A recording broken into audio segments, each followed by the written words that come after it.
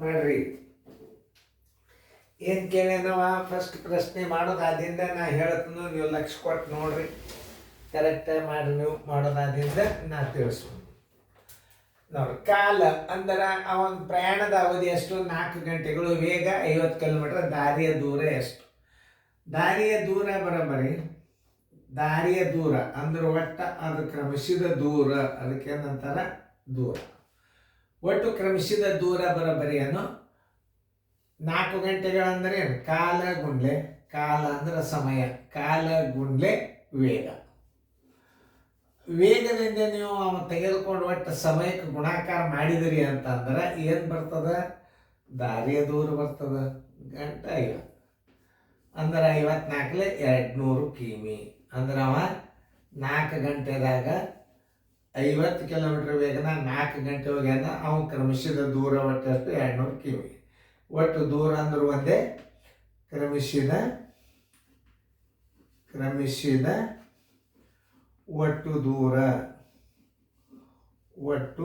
ದೂರ ಬರೋಬ್ಬರಿ 200 ಕಿಮಿ.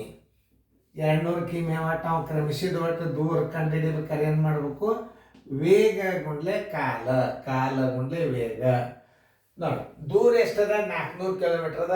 ಅವ ತೆಗೆದುಕೊಂಡದ್ದು ಸಮಯ ಎಷ್ಟದ? 4 ಗಂಟೆದ. ವೇಗ ಬರೋಬ್ಬರಿ ಎಷ್ಟು? ಇದು 2 ರೀತಿ ಒಳಗೆ ಮಾಡಬಹುದು. ವೇಗ ಬರೋಬ್ಬರಿ ಒಟ್ಟು ಕ್ರಮಿಸಿದ ದೂರ, ಅದಕ್ಕೆ ಬರೀ ದೂರ ಅಂದ್ಬಿಡ್ರಿ, ಭಾಳ ಬರೀದು ಬೇಡ. ದೂರ 4 ಗಂಟೆಗಳಂದ್ರೆ ಕಾಲ, ಅಂದ್ರೆ ಒಟ್ಟು ಅವ್ರು ತೆಗೆದುಕೊಂಡ ಸಮಯ ಎಷ್ಟು? ಅದಕ್ಕೆ ಒಟ್ಟು ಕಾಲ ಅಂತ, ಒಟ್ಟು ಸಮಯ. ಈ ಕಾಲಕ್ಕೆ ಇನ್ನೊಂದು ಹೆಸರೇನು? ಸಮಯ.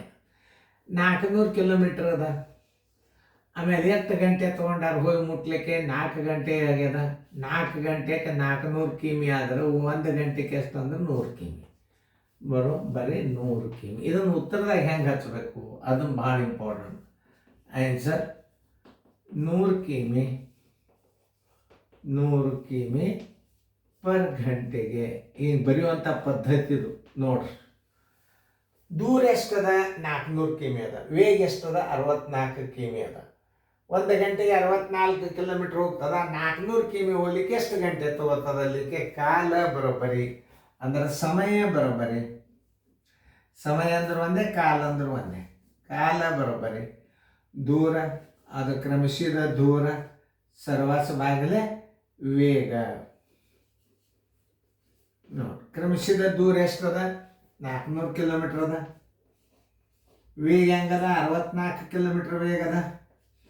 ನೋಡ್ರಿ, 4 16 64 400. ನೋಡ್ರಿ, ಸ್ವಲ್ಪ ನೋಡ್ರಿ.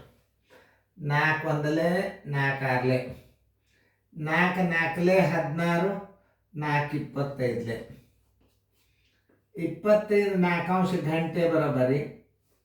ನೋಡ್ರಿ, 4 6 ಗಂಟೆ ಎಷ್ಟು ಉಳಿತು? 1 4 6 ಪೂರ್ಣಾಂಕ 1 4 ಗಂಟೆ. ಇನ್ನು ಅದನ್ನು ಸಮಯದಾಗ ಹೆಂಗೆ ಬರಬೇಕು? 1 4 ಗಂಟೆ ಬರೋಬ್ಬರಿ. ಆನ್ಸರ್ದಾಗ ಹೆಂಗೆ ಬರಿಬೇಕು? ಅದು ಆನ್ಸರ್ ಇಸ್ ಈಕ್ವಲ್ ಟು 6 ಗಂಟೆ 1 4 ಗಂಟೆ ಅಂದ್ರೆ 1 4 1 ಗಂಟೆಗೆ 60 ನಿಮಿಷ. ನೋಡಿ, 1 4 15 ಬರೋಬ್ಬರಿ 6 ಗಂಟೆ 15 ನಿಮಿಷ. ನೋಡಿ, ಹೀಗೆಲ್ಲ ತಿಳ್ಕೊಬೇಕು ಗಣಿತಗಳನ್ನು ಸರಿಯಾಗಿ ಚೆಂದಂಗೆ. ಇನ್ನು ಮುಂದೆ ವಿಷಯದಾಗ ಬಂದದ ಗಣಿತಗಳು ಭಾಳ ನೆನಪಿರ್ತಾವೆ. ಈ ಸೂತ್ರದ ಮೇಲೆ ಏನು ಹಚ್ಚಬೇಕು ಅಂತ ಕನ್ಫ್ಯೂಸ್ ಮಾಡ್ಕೊತಿರ್ತೀರಿ ನೀವು. ಕನ್ಫ್ಯೂಸ್ ಮಾಡ್ಕೋಬೇಡ್ರಿ. ಅದನ್ನು ಮುಂದೆ ನಿಮ್ಗೆ ವಿಷಯದಾಗ ಬಂದಾಗ ಭಾಳ ಪರ್ಫೆಕ್ಟ್ ಆಗಿಬಿಡ್ತೀರಿ ನೀವು. ಎಲ್ಲ ಮಾದರಿ ಮೇಲೆ ಗಣಿತಗಳು ಬರ್ತಾವೆ. ತಿಳಿದಲ್ಲ? ನೋಡಿ, ಚಂದ.